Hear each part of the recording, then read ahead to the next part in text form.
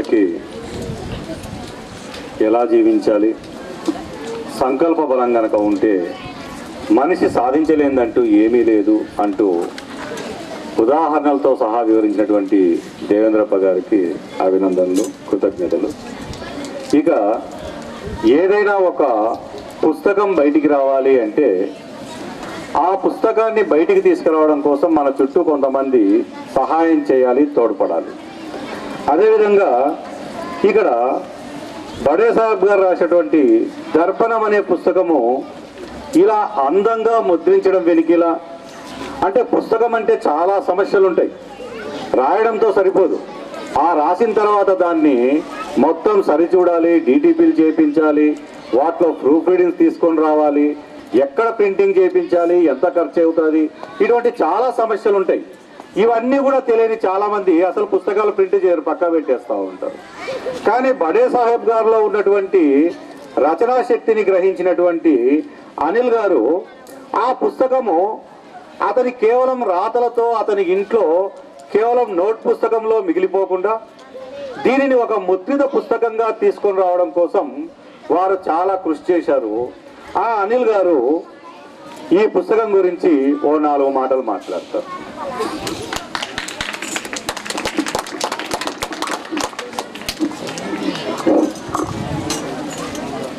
ధవలనలిన నిష్ఠం క్షీరగౌరం కరాగ్రైః జపవలయ సరోజే పుస్తకాభీష్టదానే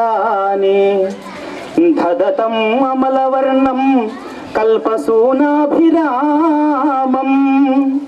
తురగవదన విష్ణుం నౌమి విద్యారిజిష్ణు.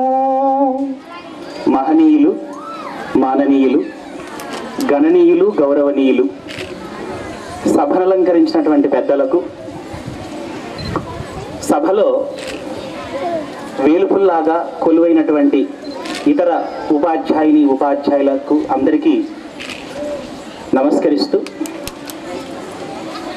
ఈరోజు ఈ కార్యక్రమం జరగడానికి మూల కారణమైనటువంటి మూల స్కందం, మూల కందం, మూల గంధం, మూల బంధం ఇక్కడ కూర్చున్నటువంటి శ్రీమాన్ దూదేకుల బడే సాహెబ్ గారు. మట్టిలో మాణిక్యాలు అని చిన్నప్పటి నుంచి మనం ఒక పదం వింటూ ఉంటాం. వ్యవస్థలో మనం తినే తిండి, మనం అలంకరించుకునే ఆభరణాలు ఇవన్నీ మట్టి నుంచే పుడతాయి. పొరపాటున మనం ఒక ఏదైనా మామిడికాయ విత్తనం తిన్న తర్వాత మనకు తెలియదు, ఒక దిబ్బలోకి అట్లా విసిరేస్తాం, మనం అసలు దాన్ని పట్టించుకోం. ఆ మామిడి విత్తనం ఒక 10 రోజుల తర్వాతను ఎప్పుడో ఆ దిబ్బలో నుంచి బయటకు వచ్చి 2 ఆకులు చిగుర్చి ఇలా మొలుస్తుంది.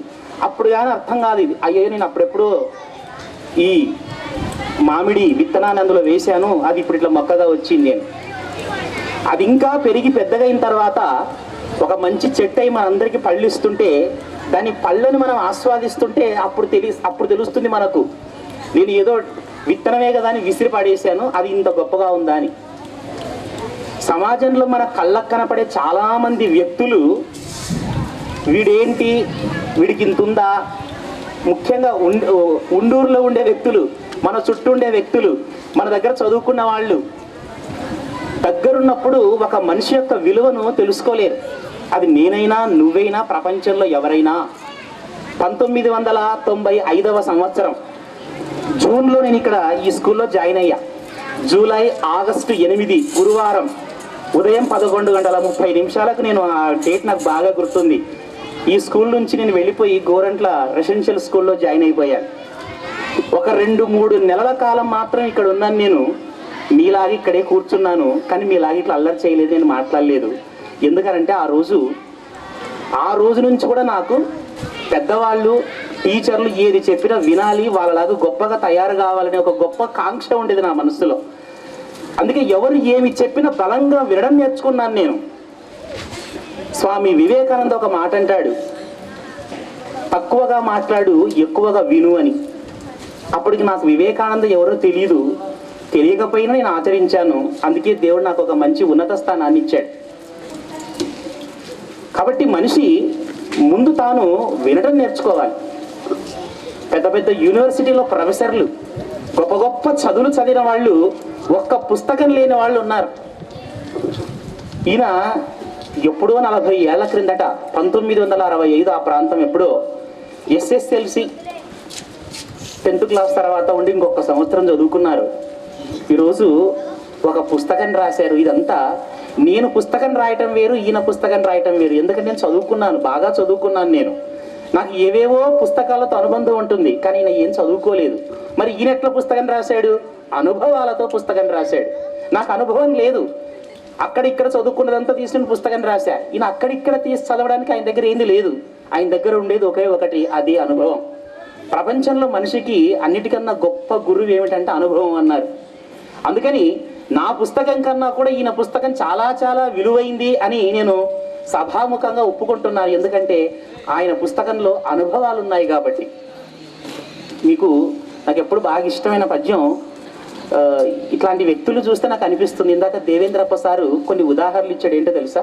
గొప్ప వ్యక్తులు కాదు, కళ్ళు లేని వాళ్ళు, కుంటి వాళ్ళు, గుడ్డి వాళ్ళు, రకరకాలైనటువంటి మానసిక శారీరక సమస్యలు ఉండేవాళ్ళు, వీళ్ళందరూ లోకంలో ఎంత గొప్ప వాళ్ళు అవుతారు అనే దాని మీద ఆయన ఎందుకు ఉదాహరణ ఇచ్చాడు తెలుసా? ఏమీ లేనివాడే అంత ఎత్తుకు ఎగిరితే మనం అన్నీ ఉన్నటువంటి వాళ్ళం ఇంకెంత ఎత్తుకు ఎదగాలి అని చెప్పటం ఆయన యొక్క ఉద్దేశ్యం.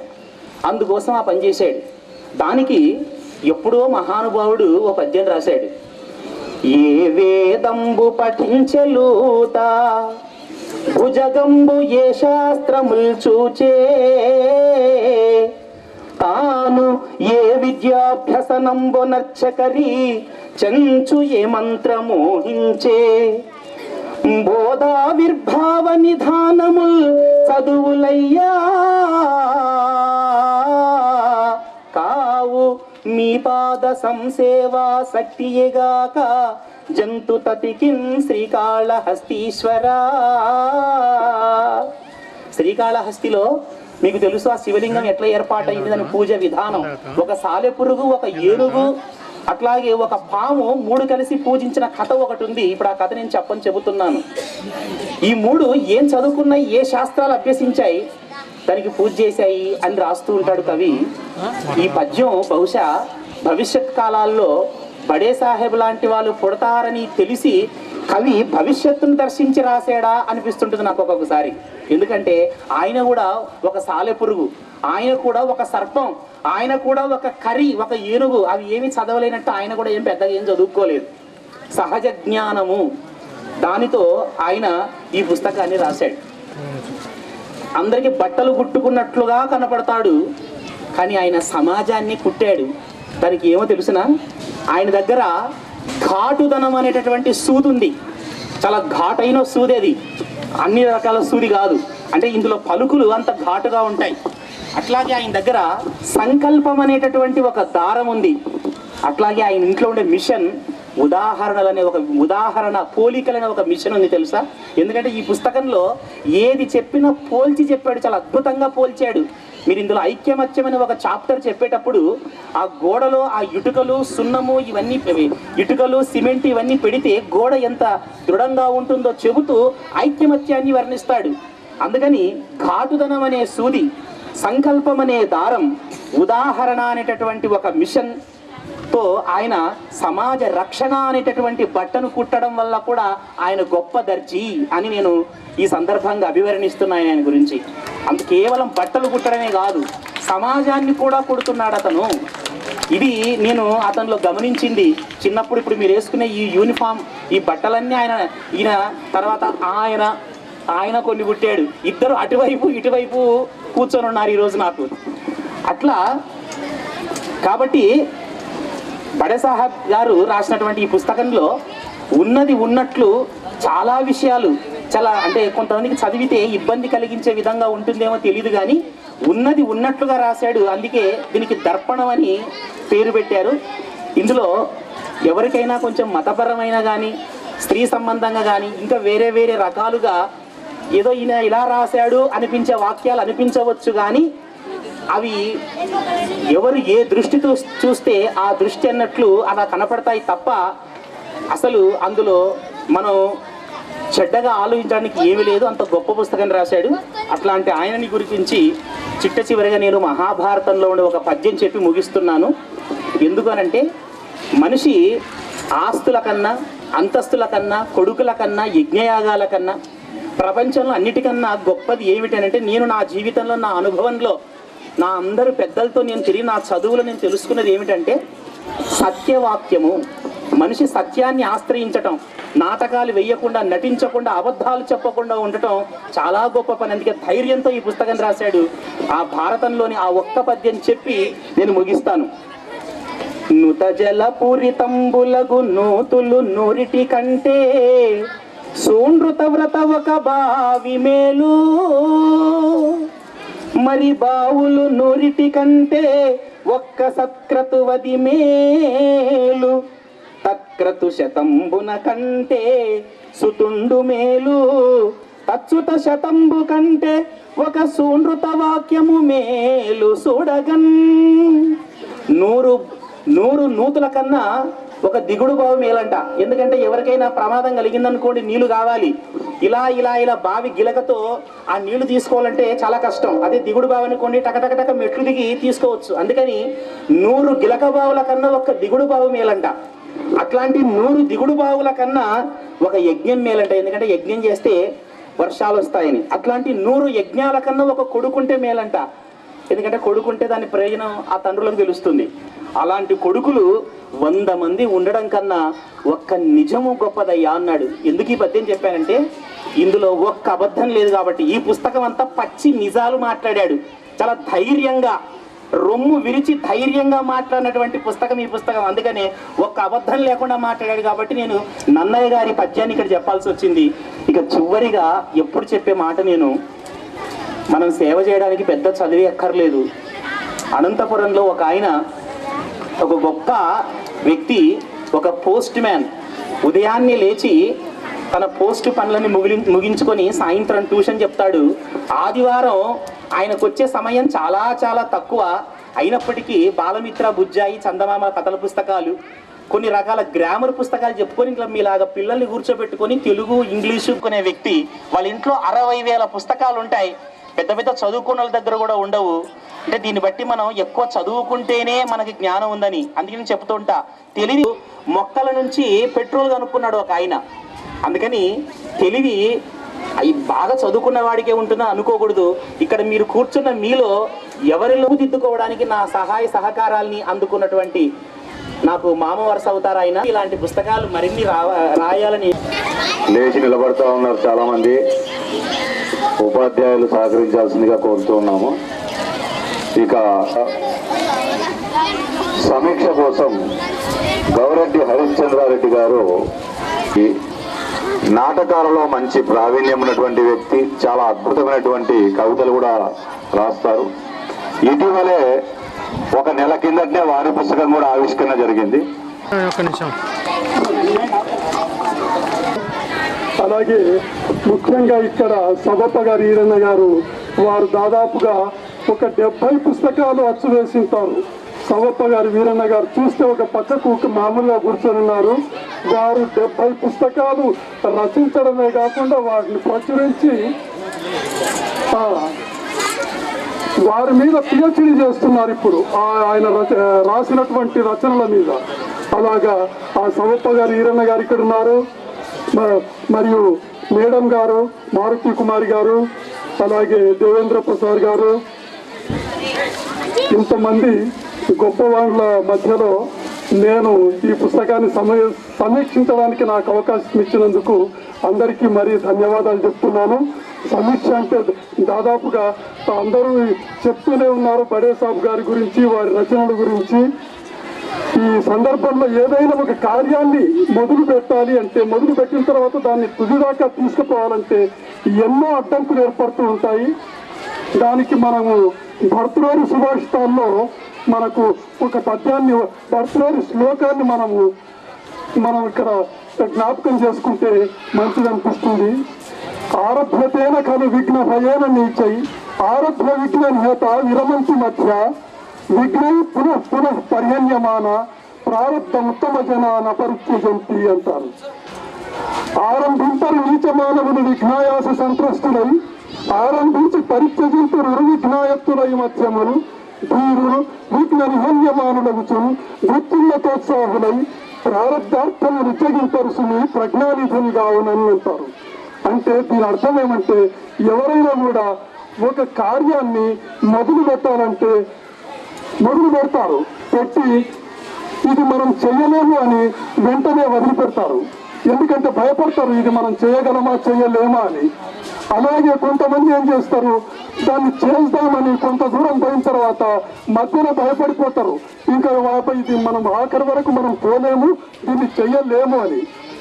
కానీ ధీరులైనటువంటి వారు విఘ్న నిహన్యమానులకు ఎలాంటి విఘ్నాలకు వాళ్ళు భయపడకుండా దాన్ని చివరిదాకా వెళ్ళి దాన్ని పూర్తి చేస్తారు. కనుక అలాంటి విషయంలోనే శ్రీ బడేసాబ్ గారు ఈరోజు ఈ యొక్క దర్పణం పుస్తకాన్ని వారి యొక్క 65 సంవత్సరాల అనుభవముని రంగరించి దీంట్లో పొందుపరుచున్నాడు అని చెప్పడానికి నాకు ఎలాంటి సందేహం లేదు. వారు ఎన్నో కటువైన విషయాలు ఇప్పుడే అనిల్ కుమార్ సార్ చెప్పారు. ఎంతో కటువుగా, ఎంతో అసలు ఈ పుస్తకాన్ని చదువుతుంటే నిజమా ఇట్లా ఉంటుందా అనిపించేటటువంటి విషయాలను మనకి ఈ పుస్తకంలో వారు పొందుపరిచారు. వారు ఈ పుస్తకాన్ని పొందుపరచడానికి నిజంగా ఇప్పుడే దేవేంద్రప్ప సార్ ఒక విషయం చెప్పిండు. ఖైరునిసా బేగం అని ఒక అమ్మాయి 2 కాళ్ళు లేకుండా తను 10th క్లాసు 10/10 మార్కులతో పాస్ అయింది అని. నాకు ఇప్పుడు ఏమనిపిస్తుందంటే మన బడేసాబ్ గారు ఈ పుస్తకాన్ని రచించడంలో వారి సతీమణి కూడా ఖైరునిసా బేగం. ఆ ఖైరునిసా బేగం మరి ఇక్కడ వచ్చిందో లేదో, వారు ఎంత సహకరించి ఉంటే ఈ పుస్తకాన్ని వారు రచించి ఉంటారో మనకు అర్థమవుతుంది. అలాగే వారి కుటుంబం కూడా చాలా గొప్ప కుటుంబం. వారు ఎంత చేశారంటే ఈ కుటుంబం కోసము కొడుకు, కుమారుడు, కోడలు మరియు కుమార్తెలు అందరూ కూడా పెద్ద పెద్ద చదువులు చదివి మంచిగా వారి పెద్ద ఉద్యోగాల్లో ఉంటూ వారి మామగారికి, వారి తండ్రి గారికి వారు సహకరించబట్టే వారు ఈరోజు ఈ పుస్తకాన్ని రచించగలిగారు. నేను కూడా ఈ మధ్యనే ఒక పుస్తకాన్ని కవిత్వాన్ని రాసి నేను ప్రచురించాను. దానికి ఎందుకంటే నాకు కూడా ఎవరైతే భార్య సహకరిస్తేనే మనం ఇంట్లో ఏమైనా మనం పని చేయగలుగుతాం, బయట లేకపోతే ఒక్కరం కూడా ఒక్క పని కూడా చేసుకోలేము. ఆ విషయం దాదాపుగా అందరికి కూడా కుటుంబీకులకు అందరికి కూడా తెలుస్తుంది. కనుక ఈ మన బడేసాబ్ గారు ముఖ్యంగా గొప్ప అహింసావాది. ఆయనకు ఎంత అహింసావాది అంటే ఎంత శాంతి కాముకుడు. ఆయనకు శాంతి, ఈ ప్రపంచం వల్ల ఏమైతుంది, ఆయన తపనల్ల ఏమి, ఈ మతాలేమి, ఈ కులాలేమి, ఈ భగవంతుడు ఎవరు, అసలు ఆయన ఏం చేస్తున్నాడు, ఎవరు ఈ నరుడెవరు, ఈ నారాయణుడెవరు అనేటటువంటి దాన్ని విజిగేషన్ దీంట్లో పొందుపరిచి మనను ప్రేరేపిస్తాడు. ఆలోచన చేయండి మీరు, ఏం జరుగుతుంది అసలు ఈ ప్రపంచంలో అనేటటువంటిది. ముఖ్యంగా ఈ పుస్తకానికి దర్పణం అని పేరు పెట్టినటువంటి వారికి ఎట్లా అంటే, ఈ దర్పణం అంటే ఇంతకుముందే చెప్పారు వక్తలు, దర్పణం అంటే అద్దము. ఈ అద్దంలో మనం ఏం ముందు పెడితే అదే కనపడుతుంది. మంచి పెడితే మంచి కనపడుతుంది, చెడు పెడితే చెడు కనపడుతుంది. ఆ విధంగా నాకు ముక్కు సొట్టగా ఉంది, నేను మా అద్దంలో మంచి కనపడాలంటే అద్దం మంచి కనపడదు. నా మూతి వంకర ఉంది, నేను అద్దంలో చూసుకుంటా అంటే ఆ మూతి చక్కగా కనపడదు. అద్దంలో మనకి ఏం కనపడాలో అదే కనపడుతుంది. కనుక ఈ పుస్తకంలో అంత అద్దంగా స్పష్టంగా. అయితే ఇంకో విషయం మీకు ఇక్కడ చెప్పాలి. మీరు దాదాపుగా చాలా మంది మాయాబజార్ సినిమా చూసి ఉంటారు. మాయాబజార్లో శ్రీకృష్ణుడు తన చెల్లెలు సుభద్రకి ఒక అద్దం ఇస్తాడు, ఒక బొట్టు పెట్టె ఇస్తాడు. ఆ పెట్టె ఏముంటుంది, దాంట్లో ఒక అద్దం ఉంటుంది. ఆ అద్దం స్పెషాలిటీ ఏమంటే ఆ ముఖమే కనపడకుండా ఆ మనసులో ఉండేది కూడా ఏమన్నా కనపడుతుంది ఆ అద్దంలో. అంటే దాని విశిష్టత అలాంటిది. ఆ అద్దాన్ని చూస్తూ శ్రీకృష్ణుడికి శకుని కనపడతాడు. అలాగే ఈ బలరాముడికి తన ప్రియ శిష్యుడైన దుర్యోధనుడు కనపడతాడు. అట్లా సుభద్రకు అర్జునుడు కనపడతాడు. ఈ విధంగా ఎవరికి ఏం కావాలంటే అది కనపడతారు. ఈ పుస్తకంలో మనం ఏ విధంగా అర్థం చేసుకుంటే ఆ విధమైనటువంటి భావం మనకు కనపడుతుందని చెప్తాను. అదే బడేసాబు గారి గొప్పతనము అని. ఆ విధంగా ఇంకా ఈ ముఖ్యంగా బడేసాబ్ గారు, నేను ఈ పుస్తకం రాయడానికి నాకు ఏదో పేరు ప్రఖ్యాతుల కోసం నేను ఇది రాయడం లేదు అంటారు. పేరు ప్రఖ్యాతులకు కానీ ఏదన్నా నాకు ఇనాం రావాలని కానీ లేకపోతే డబ్బు సంపాదించాలని కానీ ఈ పుస్తకాన్ని వ్రాయలేదు. అంటే ఈ పుస్తకాన్ని వారు కేవలం ఈ సంఘాన్ని సంస్కరించడానికి, సంఘంలో జరిగేటటువంటి చెడును వారు నిర్మూలించడానికి ఈ పుస్తకం రాసిండు కానీ వారు ఇనాముల కోసం రాయలేదు. ఈ సందర్భం నేను అని చెప్తూ ఆ విధంగా కాలు చేసి విలస దృగ్జాల సంభూత నానా కంజాత భవాండ కుంభకు మహానందన అంగన గిందకు అంటాడు. అంటే నేను ఈ పుస్తకాన్ని ఎందుకు రాశానంటే శ్రీ కైవల్య పదంబు చేరుటకునై చింతించడం. నేను మోక్షం కోసమే ఈ పుస్తకాన్ని రాసినాను కానీ ఇంకొక దానికోసం కాదు అంటాడు. కనుక ఆ విధంగా బడే సాబు గారు కూడా ఈ యొక్క సంఘాన్ని ఉద్ధరించడానికి, ఈ సంఘంలో ఉండేటటువంటి చీడను తొలగించడానికి ఈ పుస్తకాన్ని రచించాడు. ఈ విధంగా ఏది ఆశించకుండా రచించినటువంటి బడే సాబు గారు నిజంగా చాలా బడా సాబు. ఆయన చిన్నవాడు కాదు. బడే సాబ్ అంటే పెద్ద సాహెబ్ గారని, కానీ ఇంకా పెద్ద సాహెబ్ ఆయన బడా సాహెబ్ గారు అయ్యిండ్రు ఈ పుస్తకాన్ని రాసి. కనుక ఈ విధంగా అది కూడా ఈ మతాలను గురించి బడే సాబ్ గారు వివరిస్తూ ఒకటే ఒక జంటకే పుట్టిన మానవులు పూర్వం ఎవరు ఆదాము అవ్వ అనేటటువంటి ఇద్దరు మాత్రమే ఈ సృష్టిలో ఉండేవారని మహమ్మదీయ మతం కానీ క్రైస్తవ మతం కానీ యాడమ్ అండ్ ఈవ్ అని ఆ విధంగా చెప్తారు కదా. ఒక జంటకే పుట్టినటువంటి ఈ జాతికి ఈ మతాలెందుకు, ఈ కులాలెందుకు, ఈ జాతులెందుకు అని ఆయన చాలా వేదన చెందుతాడు, ఆవేదన పడతాడు. ఆ విధంగా నమ్మకమే దేవుడు అంటాడు. దీనికల్లా కూడా ఈ భగవంతుడు అనేవాడు ఒక్కడే ఉన్నాడు. మన యొక్క నమ్మకమే, మనము నమ్మిన వాడే దేవుడు అంటాడు. కనుక ఈ సృష్టి అంతా కూడా మాయ అని చెప్తాడు. ఈ సృష్టిలో ఏదీ లేదు, అంతా మాయ అని చెప్తాడు. అంటే ఇప్పుడు చెప్పినట్లు ఉదాహరణలు ఇస్తూ పోయాడు. ఎంత మాయ అంటే ఒక మర్రి చెట్టు ఉంది, ఒక మర్రి విత్తనం ఉంది, చిన్నగా ఉంటుంది ఆ విత్తనము భూమిలో పడంగానే అది మహావృక్షం అయిపోతుంది. ఆ మహావృక్షము కొన్ని ఎకరాలు విస్తరించినా కూడా దాన్ని కొట్టి ఒక దుంగలుగా తయారు చేసి నిప్పు పెడితే అది బూడిద కుప్పగా మారిపోతుంది. ఆ బూడిద కుప్ప కూడా తిరిగి ఈ భూమిలోనే కలిసిపోతుంది. కనుక ఇదంతా కూడా ఈ పాంచభౌతికమైనటువంటిది, ఈ యొక్క మొత్తం సృష్టి కూడా అని చెప్తాడు. అలాగే ఈ మాయ అనే దాన్ని గురించి శంకర భగవత్పాదులు ఒక మాట చెప్తాడు. మాకురు ధన బల యవ్వన గర్వం హరతి నిమేష కాల సర్వం మాయామయమే అఖిలం హిత్వ బ్రహ్మ పదం త్వం పవిస విదిత్వ అంటాడు.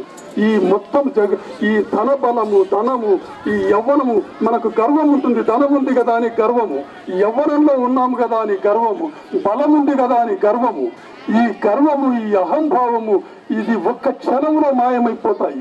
ఒకటే క్షణంలో అది మనకు తెలియదు, ఎప్పుడు మాయమైపోతాయో మనకు తెలియదు.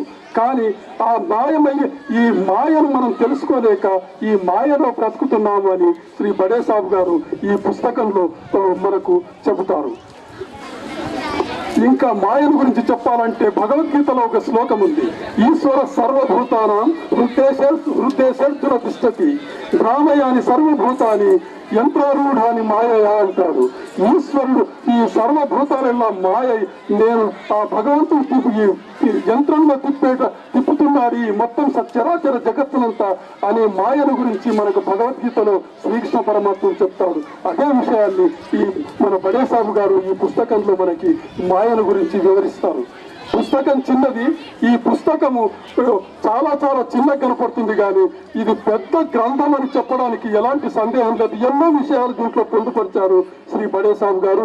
దీన్ని ఎవరు ఏ విధంగా చదువుకుంటే ఆ విధంగా వాళ్ళు దాన్ని చేసుకోవచ్చు.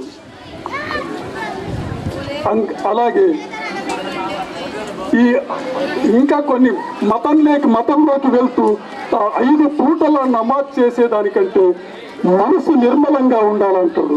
5 పూటల నమాజ్ చేయొచ్చు, బోడిగుళ్ళు కొట్టుకొని దేశం వల్ల తిరగచ్చు, కానీ మనసు నిర్మలంగా ఉండాలి. మనసు నిర్మలంగా ఉన్నప్పుడే మనం దేన్నైనా కూడా మనకు మంచితనం అనేది ఒకటి ఉంటుంది అని చెప్తాడు.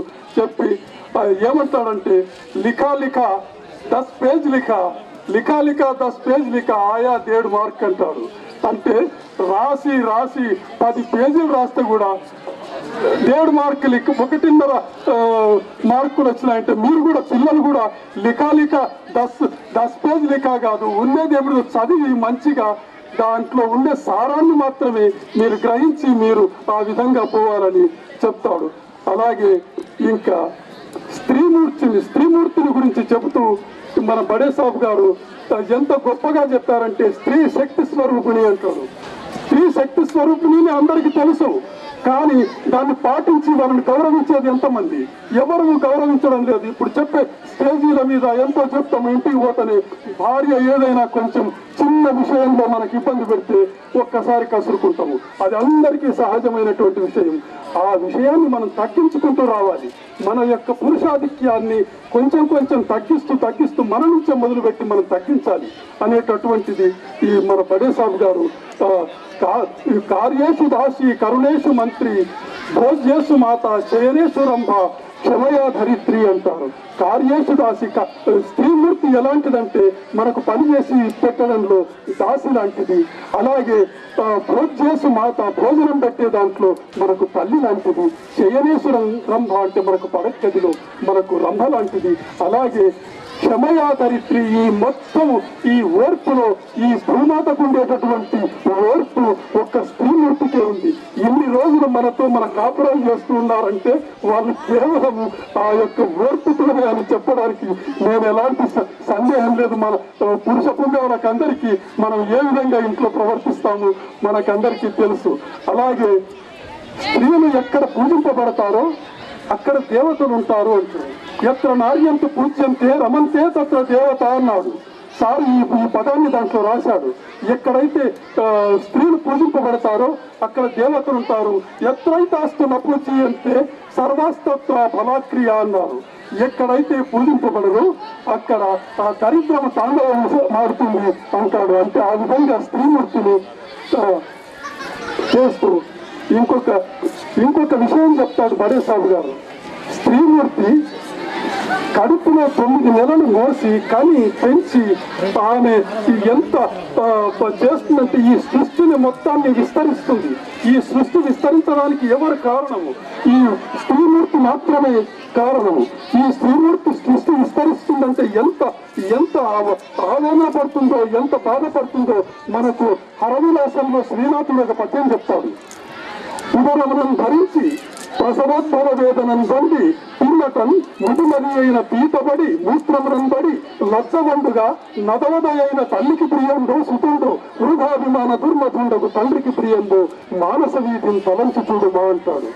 అయ్యా 9 మాసాలు మోసి ఈ చిరుతండ నంబితో ఈ ఈశ్వరుడు సాక్షాత్తు శివుడే ఈ మాట అనిపిస్తాడు శ్రీనాథుడు. అయ్యా 9 నెలలు మోసి పీతబడి మూత్రంలో పడి నిన్ను సాకిందే, అటువంటిది నీ కొడుకుని నువ్వే పని ఇస్తానంటావు. నువ్వు నీ భార్యను పోయి అడుగు, ఆమె కదా నీకు మూలము, నువ్వెవరు? ఆమె ఇంత చేసిన ఆమె గొప్పనా? వృధాభిమాన దుర్మతుండకు నీవు గొప్పనా? నీ పని ఏమిటి? 4 బాగా పడేస్తావు, మళ్ళీ నీవు పోతావు. అట్లాంటి నీవు గొప్పనా? ఆ తల్లి మహా తల్లి గొప్పనా? నువ్వు ఒక్కసారి నీ మనసులో తలంచి చూడు అంటాడు. కనుక స్త్రీమూర్తికి మనం ఇవ్వాల్సిన గౌరవము మనమందరం కూడా, ముఖ్యంగా పిల్లలు, స్త్రీలంటే ఎంత గౌరవనీయులో మీరందరూ కూడా స్త్రీలను మనం పూజించాలి. స్త్రీలు మనకు చేసే సేవ అంతా ఇంత కాదు, అది మనకు అనుభవైక వైద్యం.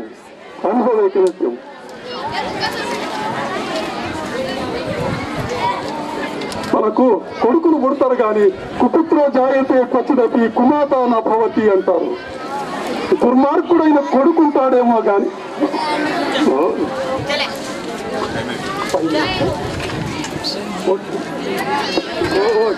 2-3 నిమిషాల్లో సార్ చెప్తున్నారు, ముగిస్తారు పోతారు కదా. అవును, మంచిది సార్, చాలా.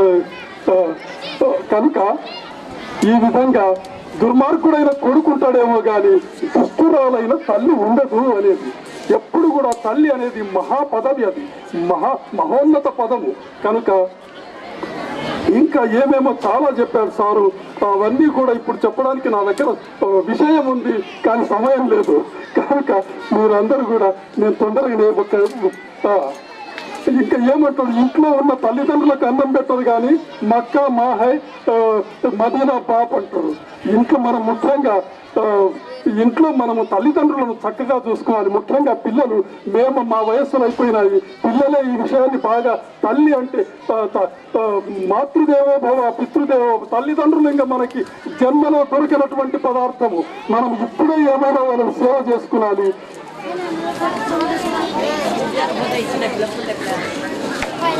మతాచారాన్ని బట్టి ఉండవచ్చు, కానీ ఏ మతంలో లేని దాన్ని ఈ మతంలో ఎందుకు పెట్టారు అనేటటువంటి బాధను ఆయన వ్యక్తపరుస్తారు. అది ఎవరెవరి మతానికి సంబంధించిన అది విషయము. కనుక స్త్రీని గురించి కూడా కొన్ని వేరే విషయాలను కూడా మనం కొన్నిటిని విరమించుకుంటే బాగుంటుందని చెప్తూ, నేను నాకు ఈ అవకాశం ఇస్తున్నటువంటి పెద్దలకి, ఉపాధ్యాయ మిత్రులకి అందరికీ కూడా నా యొక్క అభివందనాలు తెలుపుకుంటూ ఈ పెద్దలందరికీ కూడా మరొకసారి నమస్కరిస్తూ నేను సెలవు తీసుకుంటున్నాను. ఇప్పుడు పిల్లలతో చాలా పని ఉంది, వింటున్నారా? ఓకే. ఇప్పుడు మన పాఠశాలకి చాలా చాలా దూరం నుంచి, కర్నూలు నుంచి, డోన్ నుంచి, హైదరాబాద్ నుంచి చాలా మంది ఇక్కడికి వచ్చారు సాహితీవేత్తలు ఈ కార్యక్రమంలో పాల్గొనడానికి. కాబట్టి ఇక్కడికి వచ్చినటువంటి ఈ మిత్రులందరికీ బడే సాహెబ్ గారు సన్మానం చేయాలని తలపెట్టారు. కాబట్టి వారిని ఒక్కొక్కరిని వేదిక మీద ఉన్నారు, వారిని పిలుస్తూ ఉంటాము. వారికి సన్మాన కార్యక్రమం అనేది ఇప్పుడు జరగబోతా ఉంది. ఎలా రండి సార్, వేదిక మీదకి రండి.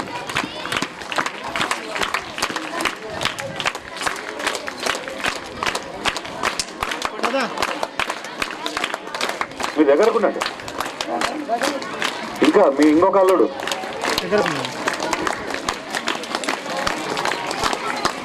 రాండి, మీరు రాండి.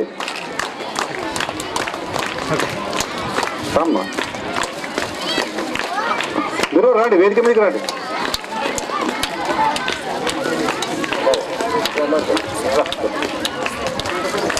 కూడా అక్షర యోధులు అన్నమాట. గట్టిగా పిల్లలు మరి ఉత్సాహంగా చప్పట్లు కొట్టాలి. ఇప్పుడే చెప్పారు కదా మన సారు, హరికిషన్ సారు, గట్టిగా చప్పట్లు కొట్టాలి.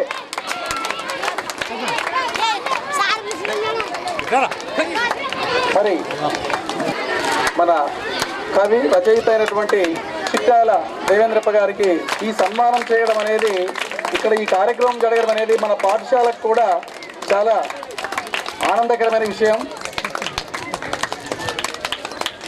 తదుపరి పత్తికొండ పట్టణ వాస్తవ్యులు, కర్నూలు జిల్లా పశ్చిమ ప్రాంత అక్షర పారగాడు అంటాను నేను ఆ భాషలో సార్ని, లేదా అక్షరయు, మన బడే సాహెబ్ గారి ఆధ్వర్యంలో సన్మాన కార్యక్రమం. చాలా సంతోషకరమైన విషయం ఇది. ఆయన జీవితం అంతా కూడా అక్షరాల కూర్పుకే అంకితం చేశారు. చాలా గొప్ప వ్యక్తి సారు. మరి మన అమడగుంట్ల వాస్తవ్యులు ఈ సాహితీ రంగానికి తనదైన సహాయ సహకారాలు అందిస్తున్నటువంటి మహిమాన్ గొప్ప వ్యక్తి, మన గ్రామవాసి మాజీ సర్పంచ్ పెసలదిన్న వెంకటరామరెడ్డి గారికి కూడా ఈ సందర్భంగా సన్మాన కార్యక్రమం. గట్టిగా మీరు చప్పట్లు కొట్టాలి విద్యార్థులు, అమ్మాయిలు. తదుపరి మన గ్రామానికి చెందినటువంటి లోకారెడ్డి గారిని కూడా వేదిక మీదకి ఆహ్వానిస్తున్నాం. ఆయనకు కూడా ఇతోధికంగా తన శక్తి అనుసారము మన పుస్తకకర్త బడే సాహెబ్ గారు తన భక్తానుసారం, శక్తి అనుసారం చిన్న చిరు సన్మానం. రండి పెద్దనా.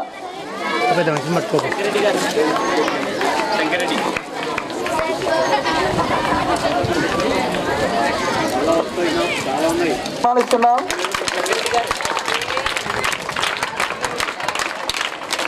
తదుపరి శంకరెడ్డి గారు కూడా వేదిక మీదకి రావాల్సిందిగా హృదయపూర్వకంగా ఆహ్వానిస్తున్న మా విద్యార్థులు మరియు రచయిత బడే సాహెబ్ గారి తరఫున రండి.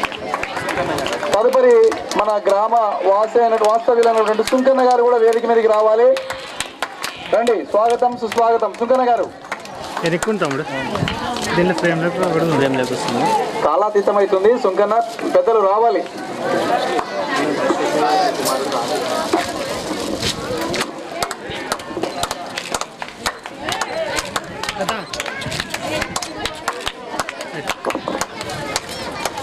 చాలా సంతోషకరమైనటువంటి వాతావరణంలో ఈ పుస్తకావిష్కరణ అనంతరం కుటుంబం తరపున ఒక చిన్న చిరు సన్మానం ఉంది. చంద్రునికో నూలు పోగంటుంటారు మన హైందవ సాంప్రదాయంలో, భారతీయ సంస్కృతిలో. సో ఇది కూడా, ఈ సన్మానం కూడా అలాంటిదన్నమాట. విద్యార్థులు ఇటువైపు చూడాలి, గట్టిగా చప్పట్లు కొట్టాలి, అందరినీ ఆహుతులను ఆనందపరచాలి గట్టిగా. మరి ఏ పూర్వజన్మ సుకృతమో గత సంవత్సరంలో మన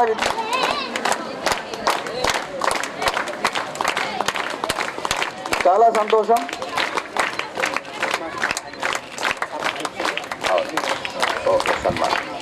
తదుపరి వాతావరణంలో ఆనందకరమైన మనసులతో ఒక చిరు సన్మానం. మరి గట్టిగా చప్పట్లు కొట్టాలి విద్యార్థులు ఇక్కడ చూడండి. చాలా సంతోషం.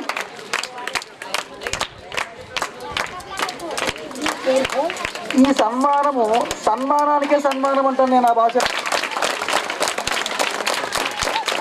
సంతోషం, చాలా సంతోషం.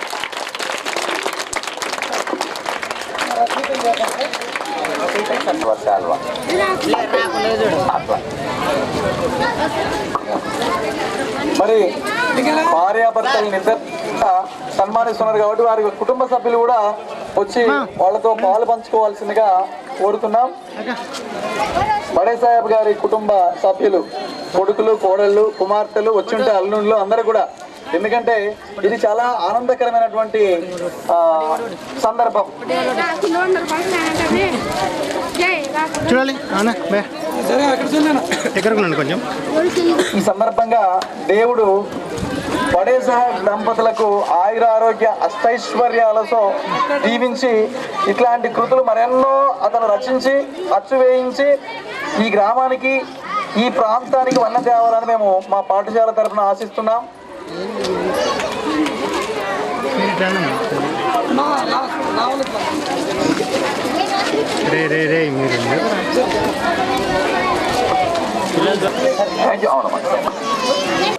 స్వగ్రామం, తను చదువుకున్నటువంటి విద్యాలయంలో తను ఈ పుస్తకావిష్కరణ చేసి ఇంత ఘనంగా ఈ కార్యక్రమాన్ని నిర్వర్తించడం కూడా ఒక 4 మాటల ద్వారా తెలియపరచాలని నేను మనసా వాచా కర్మణ కోరుకుంటున్నాను. బడసాహెబ్ సార్. నమస్కారములు. నేను ఇదే స్కూల్లోనూ 1967 సంవత్సరం SSLC పాస్ అయ్యాను. ఇప్పటికీ 52 సంవత్సరం లేదు ఈ స్కూల్లో చదివి పాస్ అయ్యి.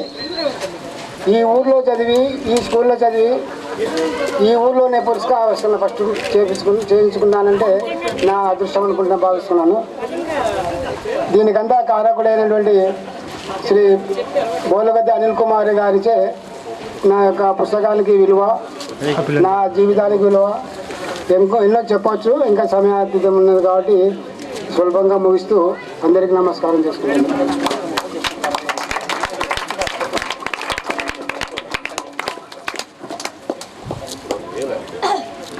నేను నా సహృదయంతో ఏ పుస్తకాలు చదివి రాయలేదు. నేను రాసిన దర్పం పుస్తకం నా అనుభవపూర్వకంగా రాసిన పుస్తకము.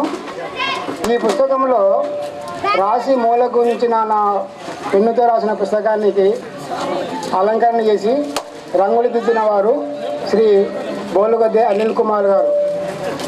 అంతటితో ఊరుకుండగా ఆయన ఈ బొమ్మకు, అంటే నేను చేసిన దర్పణం పుస్తకం అనే బొమ్మకు ఈరోజు ఇదే గ్రామంలో ఇదే వేదిక పైన ప్రాణం పోసి మన చేతుల మీదుగా ఆ దర్పణం అనే బొమ్మను తైతక్కలాడించాడు. ఆయనకి నా హృదయపూర్వక నమస్కారములు. ఇంకా చెప్పాలని చాలా ఉంది, కాలాతీతం ఉంది కాబట్టి ముగిస్తున్నాను. ఇంతటితో నా అవకాశాలు ముగిస్తున్నాను.